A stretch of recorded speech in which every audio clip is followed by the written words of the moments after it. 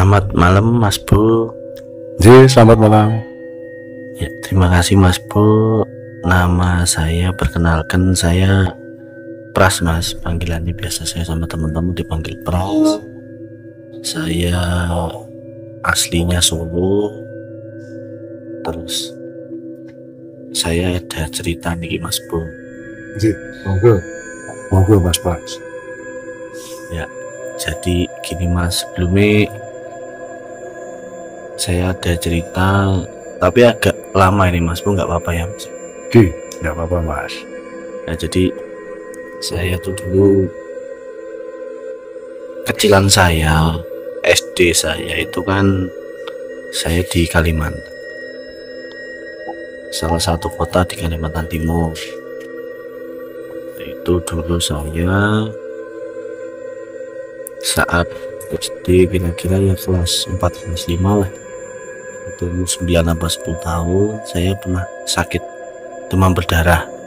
Itu sakitnya bisa dibilang ya untuk ukuran anak kecil cukup parah lah pada saat itu, yang orang tua saya ceritakan ke saya waktu itu.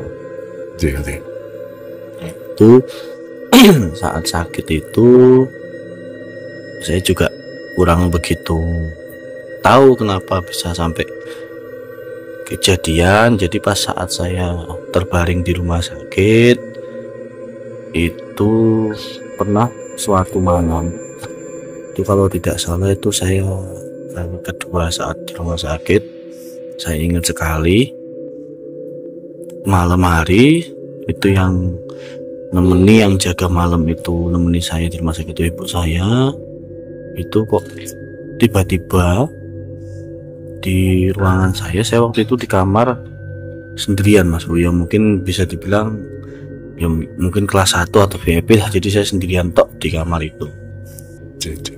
Nah itu kok tiba-tiba masuk kayak monyet gede gitu Mas Bu, monyet gede, terus ada mbak-mbak, nek mungkin orang sekarang bilang ya Mbak Kunti lah, tapi karena saya waktu anak kecil ya nggak tahu ya, saya pikir itu ya cuman mbak-mbak lah. Yang saya heran itu yang monyet gedenya itu, kalau bisa dibilang tuh kayak orang hutan lah, sekilas saya lihat orang hutan tapi yang gede itu Mas Bu.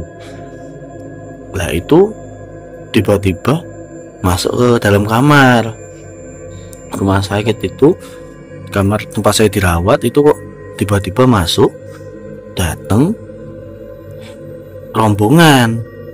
Pertama ya yang monyet besar itu, terus yang Mbak Kunti itu, terus itu di belakangnya lagi kayak ada, saya juga kurang perhatikan karena yang waktu itu sekitar ada 5 apa 6 kayak berbagai jenis makhluk yang mungkin kalau sekarang orang bilang ya bisa dibilang setan lah. Tapi karena saya waktu itu anak kecil belum tahu banyak soal hal itu, ya saya waktu mereka datang itu cuman diem, tiba-tiba ngeliatin saya.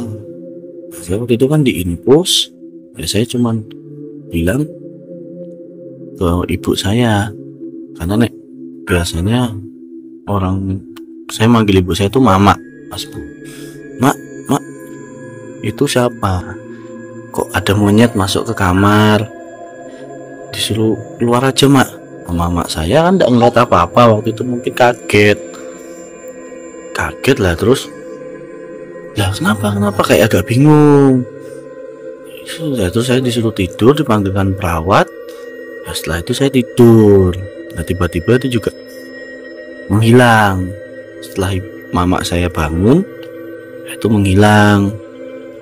Nah kemudian saya tidur lah, saat ya mungkin tengah malam atau apa itu saya ngelilir, bahasa nih saya ngelilir, kayak saya kebangun itu kok kesannya kayak saya ada di ruang mayat sendirian. Saya juga bingung, saya bangun tapi saya nggak ada, ya mungkin karena anak kecil ya Mas Bu ya, saya nggak ada rasa ya takut, yang nggak ada, mungkin ya serang gagas lah. Itu kok saya bangun tuh kayak di ruang mayat. Saya bangun duduk di tempat tidur saya bangun, samping kanan kiri saya kayak orang yang ditutupi kain putih gitu ya, kayak mayat lah. Ya saya terus bingung lah. Paginya ibu saya ya mungkin datangkan kayak semacam orang yang tahu lah, ya mungkin ustadz lah waktu itu karena tampilannya seperti ustadz. Datang ya sempet ya saya dengan selentingan ngomong, "Bu, ini anaknya ditutup ya." Gitu yang saya dengar waktu itu. Saya juga tidak tahu maksudnya ditutup itu apa. Setelah itu memang tidak ada kejadian apa-apa setelah itu, cuman saya masih sampai sekarang ingat sekali kejadian itu. Masalahnya ya kayak orang hutan dan Mbak Kunti, dan sempet kayak ada kayak pocongan atau kayak tengkorak gitu. Itu jejeran cuman ngeliatin saya doang. Saya kaget lah, itu apa. Dan saya lucunya lagi, kok saya tidak takut ya, mungkin karena saya tidak tahu waktu itu. Mungkin sekarang saya didatangi saya bisa lari mungkin ya gitu Mas Bu, yang seperti yang masih saya ingat sekali. Karena kejadian itu orang tua saya pun kalau cerita itu mesti ketawa-ketawa sendiri, karena itu sempat di kalangan keluarga sempat jadi rame. Seperti itu Mas Bu yang saya ingin ceritakan. Mungkin buat saya juga bisa cerita, bisa lega lah, tidak terbayang-bayang lagi. Ya, gini Mas Pras, nun sewu sebelumnya. Mas Pras saat itu sakit apa Mas, nun sewu? Waktu itu demam berdarah. Itu saya Mas Bu, saya masih kecil demam berdarah, karena memang Kalimantan itu kan pesisir laut yang mungkin banyak nyamuknya lah. Ya, oke. Biasanya kalau orang demam berdarah itu kan kadang panas tinggi ya Mas ya? Iya, panas banget waktu itu saya. Ya, mungkin kalau secara logika memang mungkin karena pengaruh panas, terus kemudian orang itu berhalusinasi kan gitu ya? Iya, saya juga berharapnya seperti itu Mas Bu. Saya juga berharapnya itu hanya mungkin halusinasi saya saja. Nah, tapi yang ya tidak tahu, mungkin kok sampai sekarang tuh masih keinget terus itu tampilan yang kayak orang hutan merah gede banget. Sama yang paling jelas tuh, yang jelas orang, karena dia paling depan masuk pintu itu. Jadi mungkin tingginya tuh lebih dari pintu Mas Bu. Itu dia masuk sempat nunduk, masuk diem gitu aja. Ya saya sempat lihat-lihatan mungkin sekitaran 1 menit lah. Saya terus bangunin mama saya, ibu saya. Ibu saya terus kaget perawat itu. Ya saya mudah-mudahan ya juga itu halusinasi. Cuman yang saya aneh pas paginya itu, ya besoknya ibu saya manggil yang kayak mungkin bisa dibilang ustadz, kok sempat ada kata-kata ini ditutup ya Bu. Nah, itu saya juga bingung maksudnya apa. Ya sawis, ya itu ya sampai sekarang masih bahasa nih orang mungkin terngiang-ngiang lah ibaratnya. Ini dan saya juga memang tadi saya sempat utarakan di depan tadi bahwasanya jika kita sakit demam berdarah biasanya itu kan panas tinggi. Nah kalau logikanya panas tinggi itu kadang orang kan mengigau Mas. Ya benar-benar kan itu mengigau, terus kemudian terkadang itu menimbulkan suatu halusinasi kalau bahasa saya gitu. Tapi begini Mas Pras ya, nun sewu. Bisa dikatakan kalau bahasa saya ini tidak mengigau Mas, karena memang nun sewu kalau bahasa saya ini ada satu sebenarnya nun sewu. Panjenengan itu ada satu ya kalau saya bilang gift ya, atau satu keistimewaan yang sudah diberikan oleh alam dan gustinya atau dari Tuhan, sudah diberikan satu kesensitifan tersendiri. Kalau bahasa saya seperti itu Mas. Kalau memang dikasih kelebihannya alhamdulillah Mas, cuman mungkin sekarang muncul lagi seperti itu saya takut juga. Iya, karena memang pada waktu itu yang didatangkan oleh mama ya Nonseng itu memang sudah membaca gitu pada waktu itu sudah membaca bahwasanya panjenengan ini sudah sensitif gitu. Memang sensitifnya itu bukan berarti terus sensitif, tapi memang seperti itu adanya Mas. Dan ini kalau bahasa saya bukan suatu bentuk halusinasi karena misalnya naiknya suhu tubuh atau panas tubuh, karena saat itu memang panjenengan sedang sakit demam berdarah. Itu yang kedua gini mas, ini ada yang saya tanyakan. Nun sewu mas, apakah rumah sakit itu bekas rumah sakit Belanda? Nun sewu, Kalau bekas itunya saya juga kurang mau paham mas bro, cuma memang itu saat itu kan karena saya anak-anak, seingat saya dirawat di ruang bagian anak-anak. Itu memang untuk rumah sakit itu, ruang bagian anak-anak itu ada di ibaratnya rumah sakit bangunan lama seperti itu mas bro. Jadi ya kalau untuk bekas Belanda, tapi karena memang di Kalimantan itu bagian pesisir dan bangunannya memang bangunan cukup tua, bisa dibilang seperti itu rumah sakitnya. Karena begini mas Nunzeo, kalau saya bayangkan memang terkesan kayak jendelanya besar-besar ya mas ya. Ya waktu itu seingat saya jendelanya memang besar-besar mas bro, dan itu pun yang paling saya ingat ranjang saya itu masih model besi yang bulat-bulat gitu loh mas. Iya, bulat-bulat padat gitu ya mas ya. Ya bukan sekarang, kalau rumah sakit sekarang kan ranjangnya sudah canggih, yang diputar bisa naik turun sendiri, terus pagernya tinggal diklik udah ngunci, atau itu pager ranjang saya itu besi bulat-bulat kayak ya mungkin model lama lah ya, mungkin karena dulu saya masih umur 9 tahun ya, masih tahun 90-an lah mungkin. Ya, ya ini Nunzeo, kalau bahasa saya memang terkesan ini rumah sakit lama terus kemudian direnovasi. Terus Nunzeo, ada gambar apa itu mas? Kuda laut mas, apa mirip Pertamina mas Nunzeo? Iya, itu rumah sakit Pertamina itu mas bro. Nah, di kota itu memang kilang minyak Pertamina ada, dan rumah sakit terbesar saat itu Pertamina. Oke. Ya, terus begini mas, apakah ruang anak itu ada di belakang mas Nunzeo? Kalau di belakang atau tidaknya saya kurang begitu paham, cuman seingat saya itu kalau dari masuk ruang utama itu langsung ke kanan mentok, itu udah bangunan ke kanan itu udah mentok itu mas bro, untuk ruangan ya. Itu jadi ruangan anak itu dari masuk ruang utama rumah sakit itu langsung ke kanan dan mentok itu baru ruang anak. Oke, Nunzeo, kalau sebenarnya kita masuk terus kemudian kanan mentok, depan itu taman gitu ya mas ya? Iya, mungkin karena waktu itu ruang khusus anak ya, mungkin ada tamannya. Jadi di depan saya itu ada kayak mainan pelosotan yang ayun-ayun satu tapi dua gitu mas? Ya itu ada, terus di luar itu kayak ada kaca, tapi di luarnya ada kayak tamannya juga. Oke, Nunzeo mas, Nunzeo, di depan kamar panjenengan Nunzeo, apakah ada pohon besar mas Nunzeo saat itu?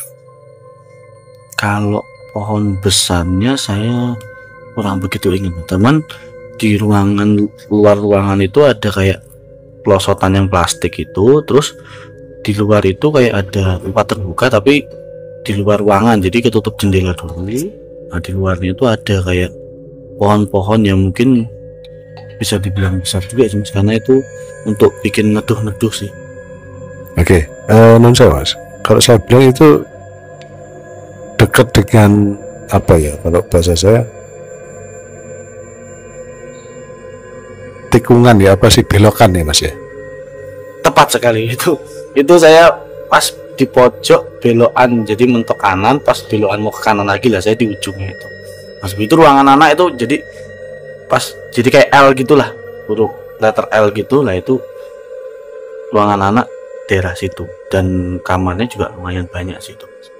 Oke, Nunzeo, di jenengan ada kayak apa ya mas ya, kayak ruangan, kalau bahasa saya ruangan, entah itu ruangan untuk apa ya, logistik atau, tapi kelihatannya bukan kamar, apa gudang atau apa itu mas Nunzeo? Di pojok itu kayaknya tempat biasa naruh-naruh itu loh mas bu, seingat saya kayak spray bekas itu kayak ruangan gitu sih, spray atau spray kotor atau spray bersih nanti. Soalnya saya pernah lihat yang tukang bersihnya itu bawa pakaian kotor dan keluar bawa spray kotor dan keluar bawa spray bersih ya di ruangan itu. Gitu kayak ruangan perlengkapan gitu ya Mas ya? Ya mungkin perlengkapan. Atau ini Mas yang disebut pantry gitu Mas menurut saya? Ya bisa dibilang seperti itu Mas. Karena itu memang di pojok sendiri ya, mungkin segala ruangan yang terkait dengan kebutuhan rumah sakit letaknya di pojok situ kemungkinan. Yang saya lihat pun bisa dibilang seperti itu. Nun saya Mas, kalau kita bayangkan dari jalan besar Mas, kalau setelah rumah sakit sebelah kanan ada masjid ya Mas? Kalau di situ sebelah rumah sakit itu memang masjid besar Mas Bu, karena itu samping masjid itu ada alun-alun buat dari Pertamina.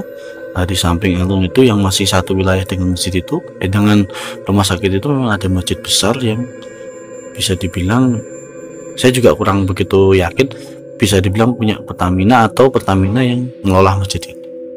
Oke, dan kemudian gini Mas, itu kan berarti pas di depan itu ada belokan ke kanan ya Mas ya? Iya, kalau dari depan ada belokan ke kanan. Terus kemudian ke kiri itu Nun Sewu, apakah makam Mas Nun Sewu? Kalau yang karena saya sampai lulus SMA di sana, ternyata memang tidak jauh dari rumah sakit itu di belakang ada pemakaman warga, tapi tidak masuk wilayah komplek perumahan Pertamina. Cuman seingat saya memang dari jalan besar rumah sakit itu masuk ke dalam, ini tidak masuk rumah sakitnya Mas Bu. Jadi sampai rumah sakit itu ada jalan masuk lurus sekitaran 500 meter. Nanti ada pertigaan lah, nganan itu ternyata ada pemakaman warga gitu Mas Bu. Ya, ya kalau saya boleh menyimpulkan ya, dan saya berkomentar dan menyimpulkan, kalau bahasa saya gini Mas Pras, memang karena satu panjenengan itu memang sekali lagi jenengan diberikan gift ya, sudah diberikan gift, dan itu memang secara alamiah ya, panjenengan diberikan satu kesensitifan, kalau bahasa saya seperti itu. Meskipun Nun Sewu panjenengan ini bisa dikatakan Nun Sewu sangat nakut gitu ya Mas ya? Iya takut. Ya hal gitu kan namanya kita manusia ya Mas, cuman barang-barang gitu kan kadang munculnya tiba-tiba. Kalau mungkin dulu masih kecil nggak kepikiran lah, sekarang kalau muncul gitu ya saya sebelum muncul sudah takut duluan mah. Oke, dan gini Mas, kalau kita tarik garis lurus kamar anak dengan, jadinya begitu kita masuk rumah sakit terus kan itu kanan ya, ruang anak itu kanan terus mentok. Memang ada satu garis ini Mas, lintasan, nah lintasan frekuensi. Kalau itu jadi ada satu lintasan, mungkin kalau bahasa awalnya lintasan makhluk astral ya, dan kebetulan itu lintasan itu kalau bahasa saya begini Mas, itu kan letter L Mas ya, letter L gitu. Terus kemudian lintasannya itu Nun Sewu dari pintu masuk rumah sakit miring sampai dengan belakang rumah sakit yang menuju ke Nun Sewu, pemakaman warga Nun Sewu sekali Mas. Iya, memang letaknya kalau dilihat lebih teliti memang agak nyerong situ Mas. Ya, jadinya kalau bahasa saya ada satu jalur lintasan, dan kebetulan saat itu jenengan juga Mas Pras saat itu juga didukung, saat itu juga pas dalam keadaan panas tinggi. Terus kemudian memang kebetulan juga panjenengan ini juga ada gift dari alam seperti itu. Jadi memang kalau dokter atau orang awam mengatakan ya itu karena pengaruh daripada panas subuh terus kemudian menimbulkan suatu halusinasi seperti itu. Tapi kalau bahasa saya tidak mengatakan seperti itu, karena memang kebetulan panjenengan panas tinggi saat itu, terus kemudian jenengan memiliki satu gift yang sudah diberikan oleh alam seperti itu mas. Nun sewu. Ya, ya memang sih. Nah, cuma pas sudah gede gini kan, saya kadang kalau sekelebatan gitu saya takut juga. Ya, alhamdulillah ya ndak jangan sampai juga sih mas. Maksudnya muncul lagi kayak gitu. Cuman kalau kayak sekelebatan atau mungkin tiba-tiba merinding itu sering. Nah itu saya sudah was-was sudah kalau sudah model gitu, karena takut lah mas. Iya, kalau bahasa saya memang ya bisa dikatakan sampai sekarang jangan juga bisa dikatakan masih sensitif Mas Pras ya. Meskipun Mas Pras sendiri mungkin tidak mau jika ada sesuatu frekuensi yang mungkin agak sedikit match dengan frekuensi panjang ini, terus kemudian kalau jangan lihat sebenarnya, tapi sebenarnya panjang sudah merasakan itu gitu. Dan memang karena mungkin sekarang juga profesi panjenengan juga enggak ini ya mas ya, nun sewu bisa dikatakan tidak ada hubungannya seperti itu. Cuma kadang jenengan mempunyai satu feeling tersendiri mas, kadang seperti itu, mempunyai feeling terus kemudian mempunyai satu firasat juga yang mana di dalam pekerjaan panjenengan ini juga sangat dibutuhkan itu mas. Kalau bahasa saya seperti itu mas, nun sewu. Dan mungkin itu ke komentar dari cerita panjenengan. Intinya begini mas, kita harus bersyukur apapun yang sudah diberikan oleh Tuhan pada kita ya, terutama diberikan oleh Allah pada kita. Intinya seperti itu ya. Memang kita tidak mau seperti itu mas, tapi kalau alam dan Allah sudah, kamu harus menerima ini yang saya berikan padamu, terus gimana lagi mas, kan gitu nun sewu.